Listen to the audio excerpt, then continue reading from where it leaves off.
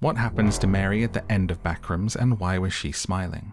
At the end, the real tragedy is that Mary is not going to be let go by this company. They've said how important a find it is, and Phil says it's not up to him. This is a big clue that Mary's not getting out of here alive. The best she can hope for is that she is sent back into the backrooms as an experiment and finds another way to escape.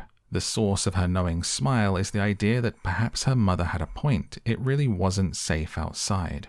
But for me, the true origin of that smile is an ironic one. It's her sitting there and taking in the fact that here she is again sat there looking out of a window through a pane, just like in her childhood. She has ended up back inside, but this time trapped forever.